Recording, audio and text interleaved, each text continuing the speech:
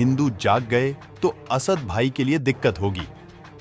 हैदराबाद से चुनाव में उतरी बीजेपी उम्मीदवार। तेलंगाना की हैदराबाद सीट से बीजेपी की उम्मीदवार माधवी लता ने कहा कि ओवैसी संसद में अल्पसंख्यकों की बात करते हैं, लेकिन उनके अपने निर्वाचन क्षेत्र में हिंदू अल्पसंख्यक हैं।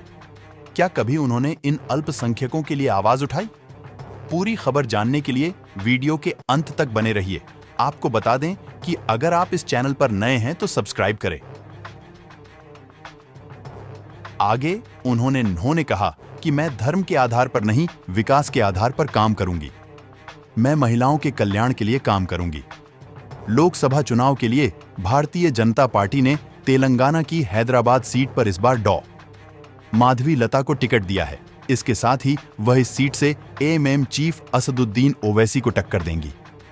माधवी लता ने आज तक के साथ बातचीत में ओवैसी को चुनौती देते हुए कहा कि अगर हिंदू भाई बहन जाग गए तो असद भाई के लिए बहुत मुश्किल होगी। उन्होंने कहा कि पिछले 5 सालों में प्रधानमंत्री मोदी जो योजनाएं लेकर आए हैं, वे पुराने शहर के लोगों, खासकर मुसलमानों तक नहीं पहुंची हैं। एमपी ओवैसी साहब ने उन्हें लोगों के सामने लाने के लिए कोई प्रयास नहीं किया है। माधवी लता ने कहा कि ओवैसी संसद में अल्पसंख्यकों की बात करते हैं, लेकिन उनके अपने निर्वाचन क्षेत्र में हिंदू अल्पसंख्यक हैं। क्या कभी उन्होंने इन अल्पसंख्यकों के लिए आवाज उठाई?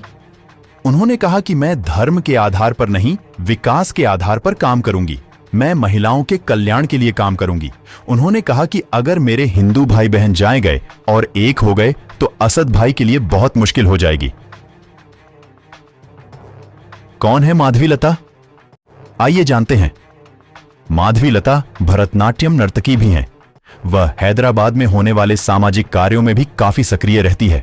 माधवी ट्रस्टों और संस्थानों के माध्यम से स्वास्थ्य और शिक्षा के क्षेत्र में काम करती हैं। वह लोपामुद्रा चैरिटेबल ट्रस्ट और लतामा फाउंडेशन की अध्यक्ष भी हैं। माधवी लता ने बेसहारा मुस्लिम महिलाओं के लिए एक छोटा सा कोष भी बनाया है और वह कई सांस्कृतिक संगठनों से भी जुड़ी रही। इसके अलावा वह एक गौशाला भी चलाती हैं और स्कूल कॉलेजों में हिंदुत्व और भारतीय संस्कृति पर भाषण भी देती हैं। Like and share this video. Thank you.